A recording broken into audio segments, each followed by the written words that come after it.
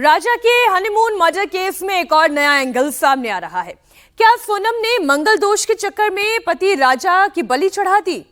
क्या राज कुशवाहा से शादी करने के लिए सोनम ने राजा रघुवंशी का कत्ल कर दिया? मेघालय पुलिस के हाथ में ऐसे कौन से सबूत लगे हैं जिसके सामने आते ही सोनम ने अपना जुर्म कबूल कर लिया?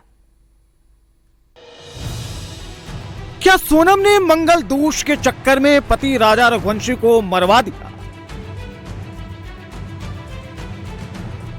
सोनम के परिवार ने घर के बाहर उसकी उल्टी तस्वीर क्यों लटकाई थी? क्या सोनम ने राज कुशवाहा के लिए राजा रघुवंशी की बलि चढ़ा दी? जैसे जैसे सोनम को लेकर खुलासे हो रहे हैं, वैसे वैसे राजा के परिवार की तरफ से सोनम और उसके परिवार पर आरोपों की बौछार तेज हो गई। राजा रघुवंशी के परिवार ने अब एक नया दावा किया। वो दावा यह है कि राजा की पत्नी सोनम ने अपनी कुंडली का मंगल दोष मिटाने के लिए अपने पति की हत्या कराई, ताकि बाद में सोनम अपने कथित प्रेमी राज कुशवाहा से दूसरी शादी कर सके। राजा के परिवार का कहना है कि सोनम के घर वाले तंत्र मंत्र में काफी विश्वास रखते हैं। यही वजह है कि उन्होंने सोनम के गायब होने के बाद सिर्फ उसी की तस्वीर ही अपने घर के बाहर उल्टी लटकाई। मांगलिक राजा भी था, लड़की मांगलिक थी। और जैसे बहुत से सुना था अपन एक हिंदू धर्म में जैसे बोलते ना, सुनने में ऐसा आता कि लड़का मर जाए दूसरी शादी इसकी सक्सेस होती है, तो इसी को प्लानिंग करी हो। तांत्रिक क्रिया की बात ऐसी आती है कि जब राजा रघुवंशी सोनम के मिसिंग हुए थे, तब इनके पापा ने फोटो उल्टी क्यों नहीं टांगी? यदि टांगते तो आज राजा जिंदा होता। बेटी की फोटो टांगी तो बेटी जिंदा मिल भी गई है। तो ये सोचने पर चीज़ मजबूर कर रही है। वैसे कौन सा तांत्रिक था जिसने इतने चीज़ों को खर्च से बोला और बच्चे मिल भी गए उनकी? जैसे उनके पापा हमारे घर पे आए थे जब राजा का अंतिम संस्कार हुआ था, उनके पापा से बोलते नहीं माना था। वो ऐसे बैठे रहे पूरे टाइम, उठे नहीं, ना मीडिया से बात कर पा रहे। जब बात उनकी बेटी पे आई तो मीडिया से लड़ के बात कर रहा है। ये उनमें इतनी ताकत किससे आ गई?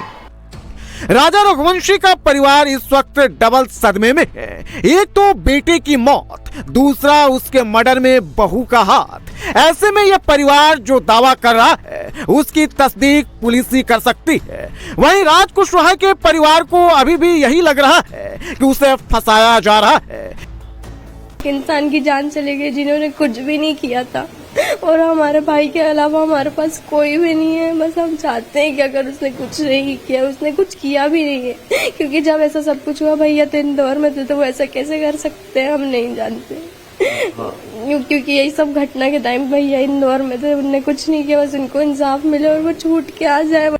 इस पूरी कहानी और अभी तक की जांच में एक बात तो साफ साफ नजर आ रही है। राजा के मर्डर में सोनम का डायरेक्ट इन्वॉल्वमेंट साफ निकल कर आ रहा है। ये राजा रघुवंशी हत्याकांड की एफआईआर कॉपी है। एफआईआर के मुताबिक राजा की सोने की चेन और सोने की अंगूठी गायब है। राजा की डेड बॉडी से उसकी सोने की शादी की अंगूठी और सोने का कंगन भी नहीं मिला है। इसके अलावा नकदी वाला बटुआ गायब था। राजा के परिवार का कहना है कि सोनम ने राजा से जिद करके कहा था कि वो सोने की चेन पहनकर शिलोंग चले।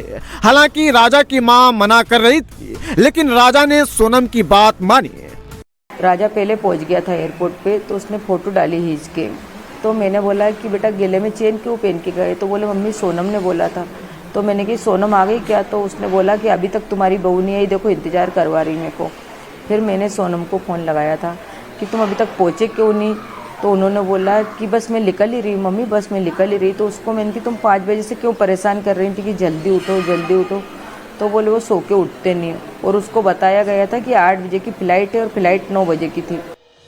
राजा के परिवार का कहना है कि 21 मई को सोनम और राजा शिलोंग पहुंच गए थे और 22 मई की दोपहर दोनों का परिवार से संपर्क टूट गया था। इसके बाद सीधे 2 जून को राजा की डेड बॉडी मिलने की खबर उन्हें मिली थी। इस बीच क्या क्या हुआ, सोनम, राज, विशाल, आनंद और आकाश ने क्या क्या किया, मेघालय पुलिस इस पूरे मामले की हर एंगल से जांच कर रही है।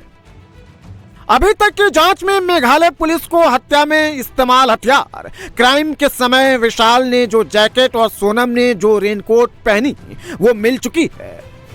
विशाल के जैकेट पर राजा के खून के निशान भी मिले हैं। इसके अलावा पुलिस को क्राइम स्पॉट से एक टूटा मोबाइल फोन भी मिला है।